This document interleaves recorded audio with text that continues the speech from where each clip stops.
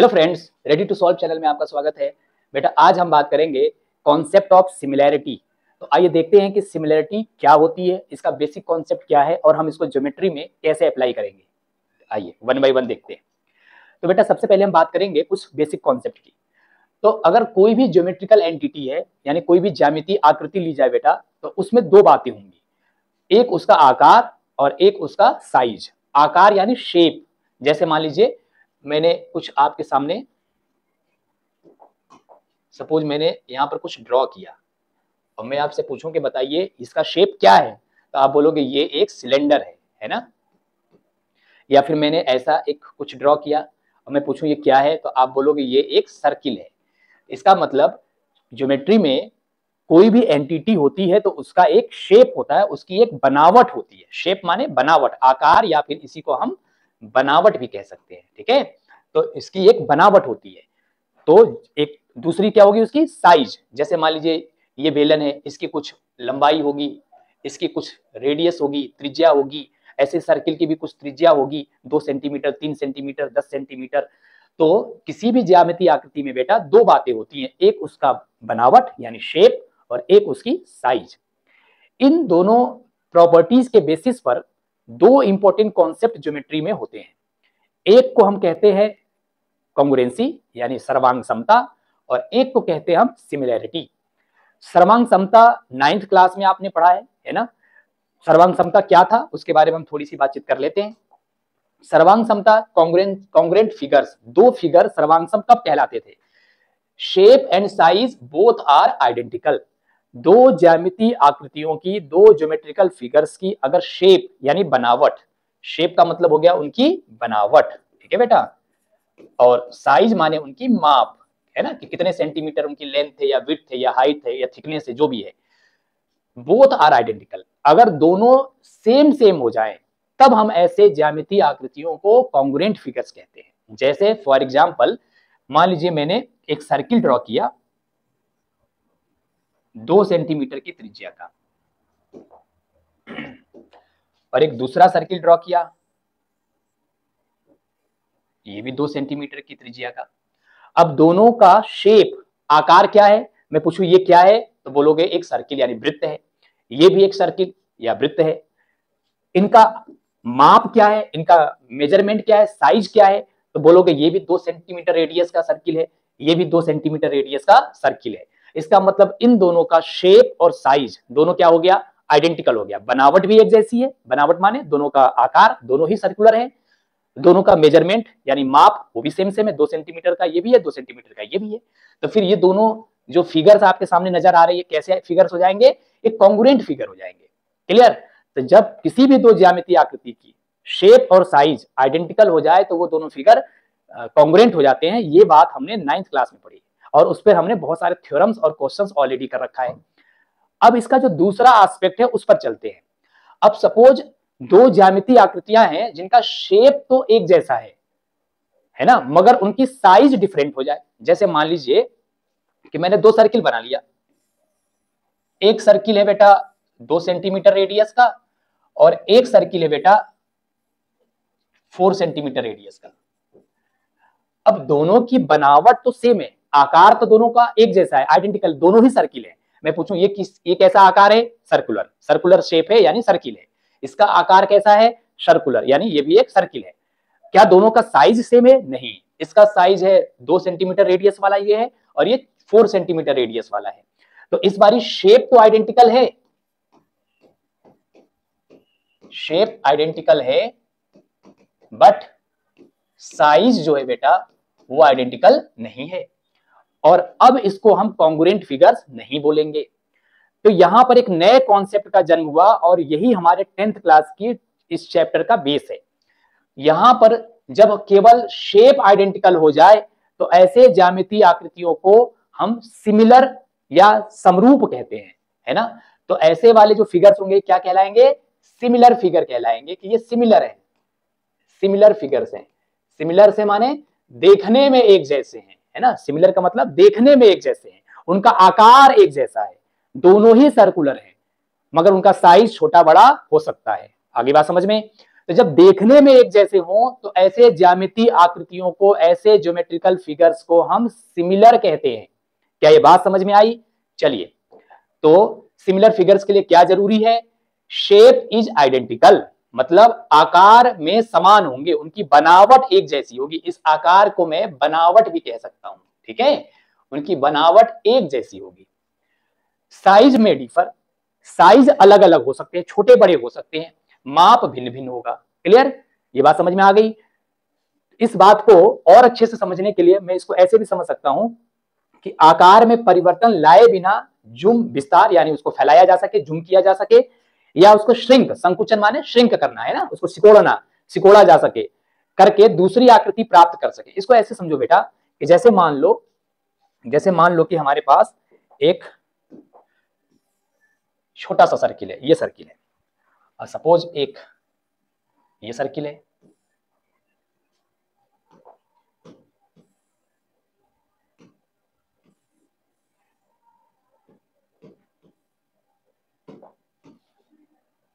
अब ये दोनों ही सर्किल है, मैं इस सर्किल को अगर जूम करूं तो इसका शेप चेंज किए बिना, यानी ये जूम करने के बाद भी सर्किल ही रहेगा, जूम करके मैं इसको इसके बराबर, इसके ठीक ऊपर ओवरलैप करा सकता हूं।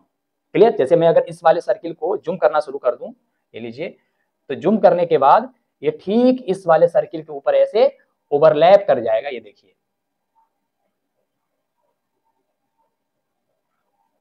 ये देखिए, है ना, इसको हम ठीक से इसके ऊपर ओवरलैप करा सकते हैं इस तरीके से। ये लीजिए, ठीक है। अब ये दोनों सर्किल एक दूसरे के ऊपर ओवरलैप कर गए, इसका मतलब हो गया दोनों आज भी शेप में सेम है, दोनों ही सर्कुलर है, दोनों का शेप आइडेंटिकल है। एक साइज में छोटा था, एक साइज में बड़ा था। छोटे वाले को जूम करके बड़े वाले पर, बड़े वाले को श्रिंक करके छोटे वाले पर फिट बैठाया जा सकता है। अगर ऐसा हो जाए तब हम बोलेंगे कि ये दोनों आकृतियां कैसी हैं, ये दोनों जो ज्योमेट्रिकल फिगर्स हैं वो कैसे हैं, सिमिलर हैं। ये सिमिलरिटी का बेसिक फंडा हो गया, इसको आपको दिमाग में ऐसे ही सेट करना है कि अगर दो फिगर हैं, दो हमारे पास ज्यामितीय आकृतियां हैं, बिना उनका शेप चेंज किए, बिना एस्पेक्ट रेशियो को चेंज किए मैं उसको जूम कर दूं तो छोटा वाला बड़े पर जाके बिल्कुल ओवरलैप कर जाना चाहिए, या अगर बड़े वाले को श्रिंक करूं, है ना, उसका संकुचित करूं, तो छोटे वाले पर आकर के फिट बैठ जाना चाहिए। अगर ऐसा हो जाए तो वो दोनों फिगर एक दूसरे के समरूप कहलाएंगे, सिमिलर कहलाएंगे, और अगर ऐसा नहीं होगा तो वो सिमिलर नहीं कहलाएंगे। क्लियर? तो सिमिलरिटी को समझने के लिए इस कॉन्सेप्ट का हम यूज करेंगे। आइए वन बाय वन इस कॉन्सेप्ट को और इनहांस करते हैं। समझने के लिए बेटा, सपोज मेरे पास, मैंने कुछ पिक्चर्स ले रखे हैं, आपको मालूम ही है कि किसके पिक्चर्स हैं। अब सपोज ये अमिताभ बच्चन है और ये इनके यंग एज का फोटो है, और ये इनके, अब सपोज करो कि 70 साल के हो गए तब का फोटो है, और ये जब 35 या 40 ईयर्स के थे तब का फोटो है। ये जब 40 ईयर्स के थे तब का फोटो है, और ये मान लीजिए 70 ईयर्स हो गए तब का फोटो है। क्या इन दोनों फोटो को आप सिमिलर कहोगे? तो आंसर है कि नो। क्यों नहीं कहोगे सिमिलर?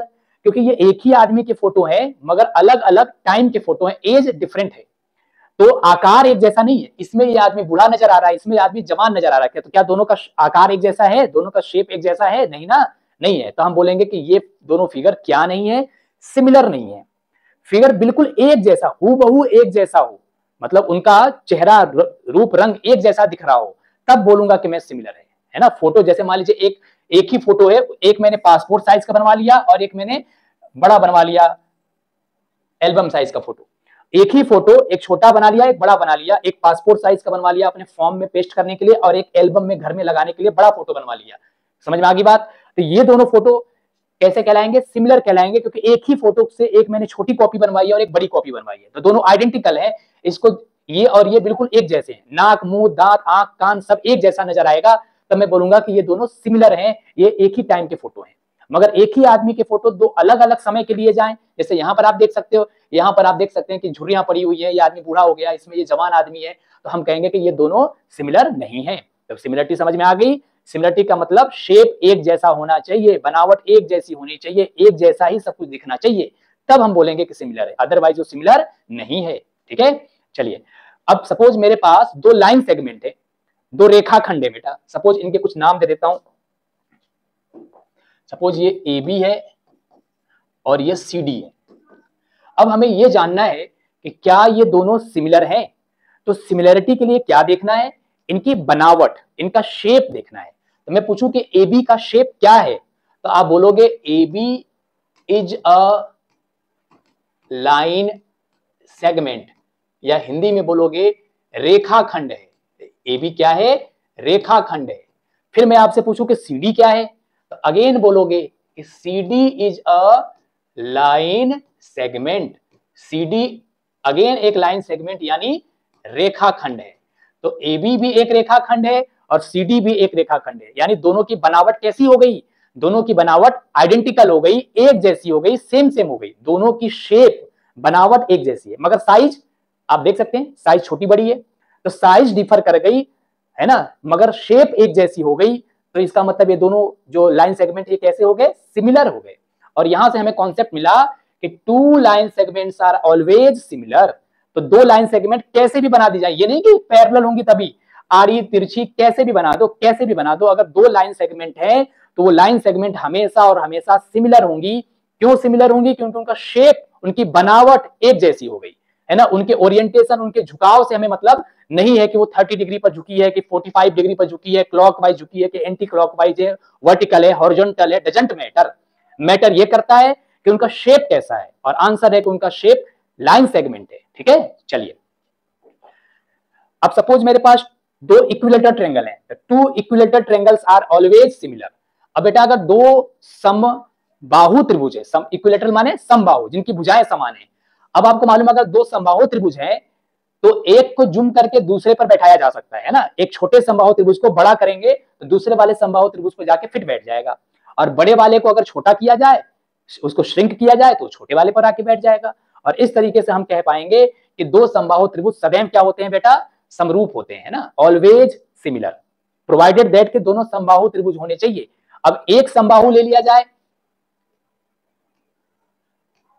और एक समकोण ले लिया जाए, क्या ये दोनों भी समरूप होंगे, तो आंसर है नहीं। क्यों नहीं, क्योंकि इनका शेप आइडेंटिकल नहीं है ना। या दूसरी भाषा में ऐसे कहें कि इसको जूम करेंगे तो इस पर नहीं बैठेगा, क्योंकि इसको जूम करेंगे तो ये ऐसा बनेगा। देखो जैसे मान लीजिए इसको मैं जूम करूं तो ये और बड़ा हो गया, बड़ा तो हो गया मगर ये आज भी इसी शेप का है।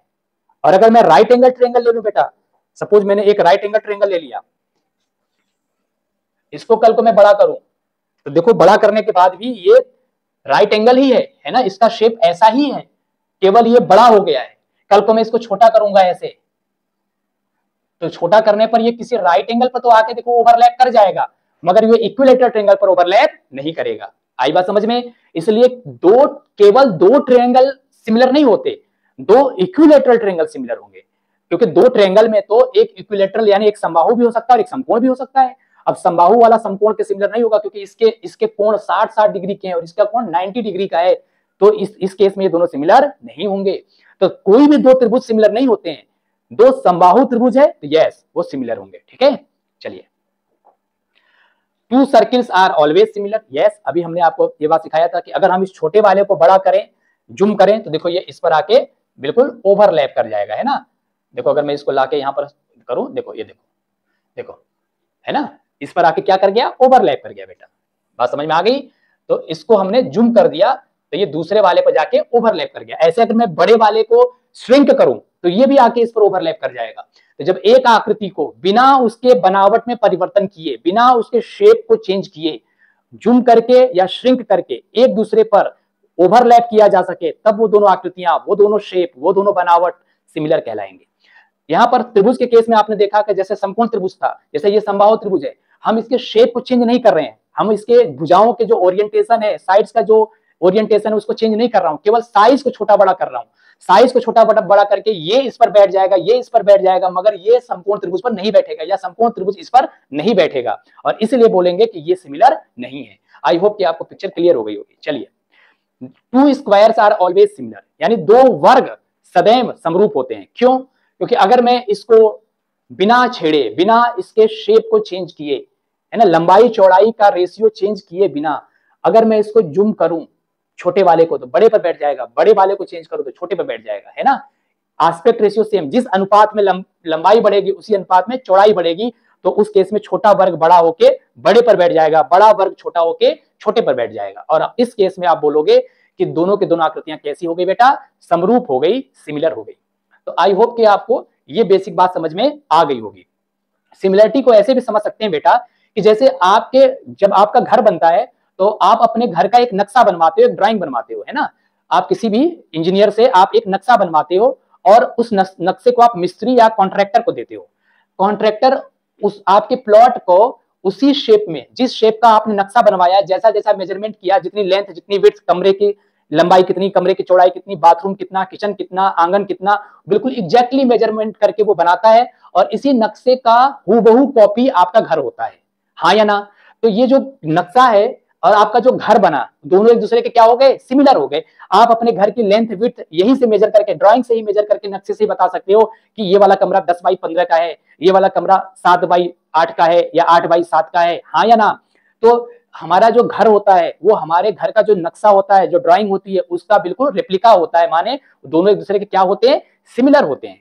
तो सिमिलरिटी का मतलब हो गया, जैसे मान लीजिए कोई कार है या कोई रॉकेट है, मिसाइल है, तो उसको हम कैसे बनाते हैं, सबसे पहले उसका हम ड्राइंग बनाते होंगे, है ना, एक पेपर पे उसका एक ड्राइंग बनता है। जब ड्राइंग को ही देख करके, मेजर करके, उसी एस्पेक्ट रेशियो, जितना जितना लेंथ विड्थ या उसका डायामीटर जो भी उस नक्शे में लिखा हुआ है, ड्राइंग में बनाया गया है, सेम मेजरमेंट का हम एक एक्चुअल रियल रॉकेट बनाएंगे, एक रियल मिसाइल बनाएंगे, एक रियल कार बनाएंगे। आगे बात समझ में, ये बात तो सभी को समझ में आ रही होगी। तो जो आप जो एक ड्राइंग यूज करते हो, जो मैप बनाते हो या ड्राइंग बनाते हो, स्केच बनाते हो, वो उसी के सिमिलर हम एक एक्चुअल में शेप बना देते हैं। बात समझ में आ गई। तो सिमिलरिटी हमारे इंजीनियरिंग में, हमारे रियल लाइफ में बेटा बहुत ज्यादा यूजफुल है ना। हम आप अपने घर का नक्शा देख सकते हैं, आपकी अपनी कार है, आपकी अपनी बाइक है ना, या बड़े बड़े बिल्डिंग्स हैं, मॉल्स हैं, थिएटर्स हैं, है ना, मिसाइल्स हैं, रॉकेट है, सैटेलाइट्स हैं, इन सब का पहले एक ड्राइंग बनती है, एक मैप बनता है और उस ड्राइंग से हम उनका 3D शेप तैयार करते हैं। ठीक है, चलिए आगे चलते हैं, नेक्स्ट कॉन्सेप्ट समझते हैं। अब हम बात करेंगे बेटा, अभी तक हम एक जनरल अप्रोच की बात कर रहे थे, है ना, बट हमें जनरल अप्रोच से हम सभी क्वेश्चन का आंसर नहीं कर सकते।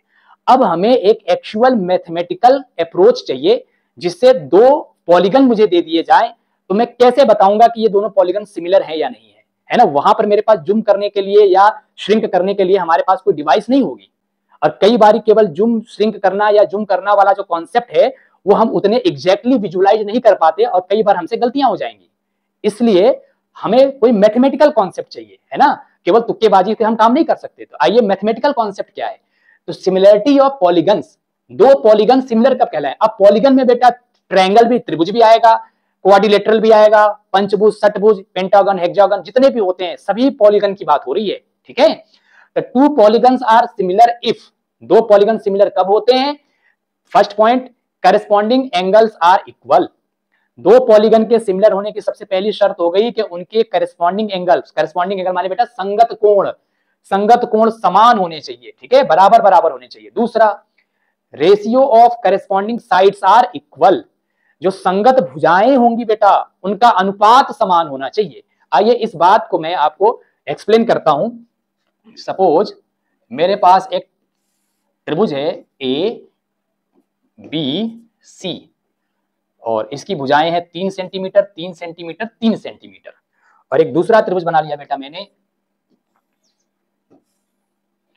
P Q R, 7 centimetre, 7 centimetre, 7 centimetre. अब हमें यह चेक करना है कि ये दोनों त्रिभुज समरूप है कि नहीं, सिमिलर है कि नहीं। तो जैसा कि हमने प्रॉपर्टी देखा, प्रॉपर्टी कहता है कि दोनों के संगत कोण, करस्पॉन्डिंग एंगल्स इक्वल होने चाहिए। अब आप मुझे बताओ, अगर इसके तीनों साइड्स इक्वल है तो ये त्रिभुज कौन से टाइप का त्रिभुज हो गया बताओ, है ना। ये त्रिभुज हो गया इक्विलेटरल ट्रायंगल यानी समबाहु त्रिभुज, और समबाहु त्रिभुज की तीनों कोण 60 60 60 60 60 60 होते हैं बेटा, ये तो सबको मालूम है। तो बताओ ये वाला भी 60, ये वाला भी 60 और ये वाला भी 60 डिग्री होगा। तो ये भी एक समबाहु त्रिभुज है, तो यहां पर भी देखो 60 60 और 60 होगा। इसका मतलब हो गया बेटा कि जो कोण ए है वो कोण पी के बराबर है, कोण बी जो है वो कोण क्यू के बराबर है, और कोण सी जो है बेटा वो कोण आर के बराबर है। यानी दोनों त्रिभुज की जो तीनों संगत कोण हैं वो आपस में बराबर बराबर हो गई, आप देख सकते हो। क्लियर। तो फर्स्ट पॉइंट तो हमारा यहाँ एप्लीकेबल है। फर्स्ट पॉइंट था कि संगत कोण समान होने चाहिए, और यहां पर हमने देखा कि हाँ संगत कोण समान है। अब हम इनके संगत भुजाओं का अनुपात निकालेंगे। तो बताओ A B upon P Q.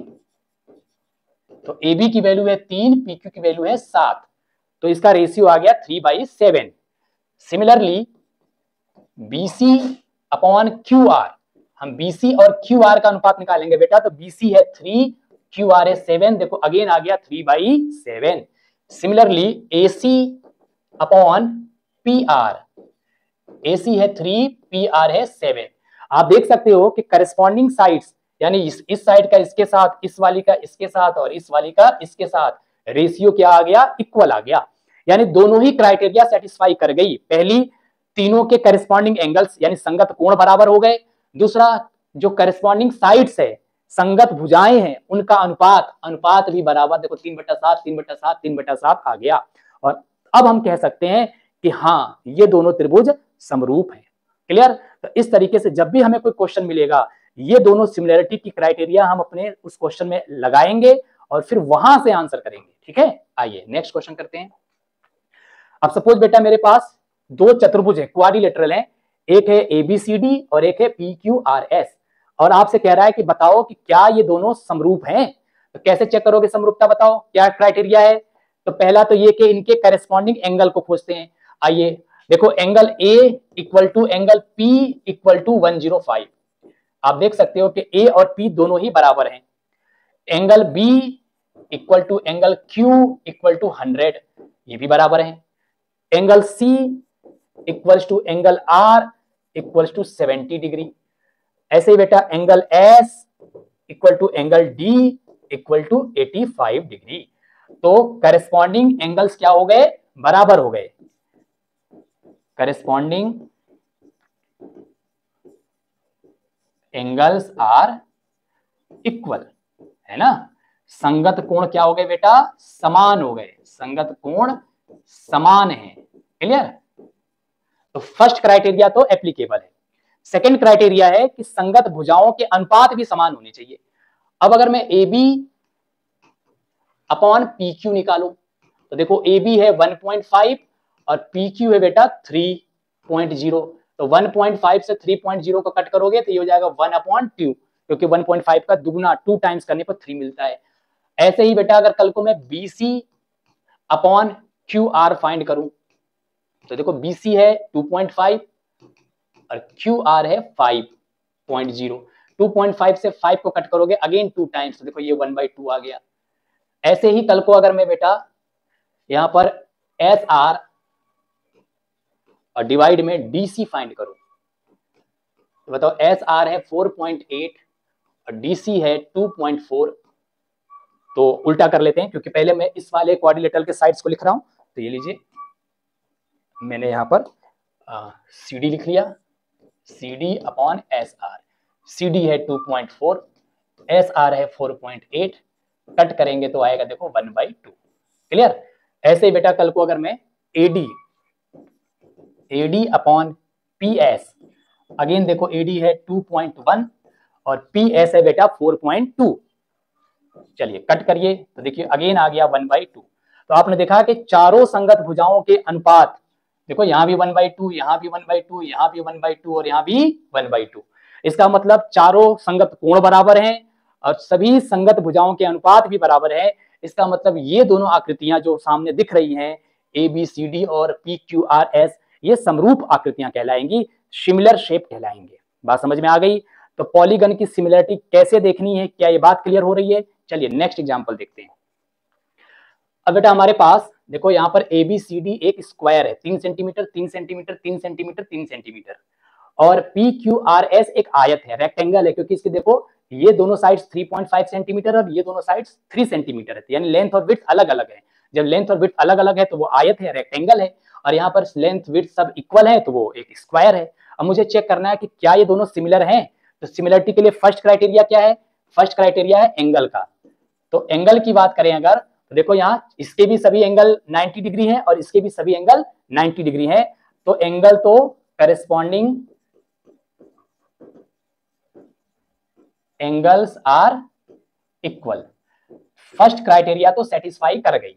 First criteria कहती है कि संगत कोण करेस्पॉन्डिंग एंगल बराबर होने चाहिए, वो तो है। दूसरी क्राइटेरिया है बेटा कि संगत भुजाओं के अनुपात बराबर होने चाहिए। तो अगर मैं यहां पर AB और PQ का रेशियो फाइंड करूं तो देखो AB अपॉन PQ 3 अपॉन 3.5। अब 3 से 3.5 तो कट नहीं होगा, तो एज इट इज ये रहने देते हैं। अब मैं BC ले लेता हूं और यहां पर QR ले लेता हूं। BC की वैल्यू है 3 और QR की वैल्यू 3। 3 से 3 कट के 1 आ गया। अब आप देख सकते हो कि ये दोनों रेशियो इक्वल नहीं है, यानी इस बारी करेस्पॉन्डिंग साइड्स का रेशियो अनुपात समान नहीं है बेटा, और इसलिए हम बोलेंगे कि जो ये दोनों आकृतियां हैं ये सिमिलर नहीं है। क्लियर? चलिए, क्योंकि इनके रेशियो इक्वल नहीं है। चलिए नेक्स्ट कॉन्सेप्ट है। अब बेटा यहां पर एक ABCD एक वर्ग नजर आ रहा है। देखो चारों भुजाएं बराबर हैं और ये कोण 90-90 है, ठीक है, इस तरीके से। और यहां पर आप देख सकते हो कि ये एक PQRS एक रोम्बस है ना, क्योंकि इसकी भी चारों देखो चारों साइड्स क्या हैं, इक्वल है। रोम्बस यानी समचतुर्भुज, चारों भुजाएं बराबर हैं मगर कोण इसके जो है वो डिफरेंट डिफरेंट है, इसलिए ये वर्ग तो नहीं है। यहाँ पर चूंकि चारों कोण इक्वल थे इसलिए एक स्क्वायर वर्ग की तरह काम कर रहा था। तो यहाँ पर साफ साफ दिख रहा है कि जब कोण ही समान नहीं है, संगत कोण ही बराबर नहीं है, करेस्पॉन्डिंग एंगल्स इक्वल नहीं है, इसका मतलब ये दोनों भी आकृतियां समरूप आकृतियां नहीं है। इनका रेशियो इस बार इक्वल है। देखो 2.1 में 4.2 का डिवाइड करेंगे तो 1/2 आएगा। तो चारों में देखो सेम सेम है ना, तो रेशियो तो इक्वल है मगर इस बार कोण इक्वल नहीं है। यानी अगर कोण इक्वल है और रेशियो अनइक्वल है तब भी वो सिमिलर नहीं होगा। रेशियो इक्वल है बट एंगल डिफरेंट है तो भी वो सिमिलर नहीं होगा। सिमिलर होने के लिए रेशियो साइड्स का रेशियो करेस्पॉन्डिंग साइड्स का और करेस्पॉन्डिंग एंगल को इक्वल होना ही पड़ेगा, तभी जाकर के दो ज्यामितीय आकृतियां समरूप कहलाएंगी। आई होप कि आपको बात समझ में आ गई होगी। चलिए नेक्स्ट कॉन्सेप्ट देखते हैं। नेक्स्ट कॉन्सेप्ट है बेटा सबसे इंपॉर्टेंट कॉन्सेप्ट कि why two rectangles are not similar. ये हमारे मन में कई बार ये कंफ्यूजन रहेगा, कई बार हम लोग रेक्टेंगल्स को देख करके गलत आंसर कर लेते हैं। अब हमने कॉन्सेप्ट सीख लिया कि पॉलीगन की सिमिलरिटी जो है वो एंगल और साइड्स के रेशियो दोनों से डिसाइड होती है। तो दो स्क्वायर तो सिमिलर थे बट दो रेक्टेंगल सिमिलर क्यों नहीं है? तो जैसे मैं एग्जांपल को आपको समझाने के लिए दो रेक्टेंगल ले लेता हूं। ये लीजिए, रेक्टेंगल के भी एंगल 90 डिग्री होंगे। ये लीजिए, सपोज इसकी लेंथ है 6 सेंटीमीटर और विड्थ है 3 सेंटीमीटर। हमने एक दूसरा रेक्टेंगल ले लिया PQRS। अब सपोज इसकी लेंथ है 5 सेंटीमीटर और इसकी विड्थ जो है वो है 2 सेंटीमीटर। एंगल 90-90 है क्योंकि दोनों ही रेक्टेंगल हैं। तो फर्स्ट पॉइंट जो है कोण की इक्वालिटी, एंगल की इक्वालिटी, वो तो यहाँ एप्लीकेबल है। इसके भी चारों कोण 90-90 हैं, इसके भी चारों कोण 90-90 हैं, है ना। तो corresponding angles are equal. First वाली क्राइटेरिया तो सेटिस्फाई हो रही है, corresponding angles are equal. But यहां सेकंड वाली क्राइटेरिया जो है वो फुलफिल नहीं हो रही है। आप देखिए, अगर मैं इसको ABCD लिख लूं बेटा तो AB और PQ का जो रेशियो है वो 6/5 और डिवाइड करेंगे तो ये 1.2 आएगा, या इसको मैं चलो 12/10 या कट करूं तो 6/5 लिख सकता हूं। हाँ, वही लौट के वही आएगा। तो चलिए रेशियो में ही रहने देते हैं, इससे कोई फायदा तो मिला नहीं। ये लीजिए 6/5 है। और अगर यहां इसका और इसका रेशियो देखा जाए यानी BC/RQ या QR का रेशियो, तो देखो ये 3/2 जो कि 1.5 या 3/2 रेशियो है, इसको ऐसे रहने दीजिए। क्या ये दोनों रेशियो इक्वल है? नहीं। जब ये दोनों रेशियो इक्वल नहीं है तो हम क्या बोलेंगे कि ये दोनों रेक्टेंगल सिमिलर नहीं है। तो इस तरीके से आपने देखा कि दो रेक्टेंगल में एंगल वाली क्राइटेरिया तो सेटिस्फाई होती है मगर साइड्स के रेशियो वाली क्राइटेरिया सेटिस्फाई नहीं हो पाती, और इसीलिए दो रेक्टेंगल सिमिलर नहीं होते इन जनरल।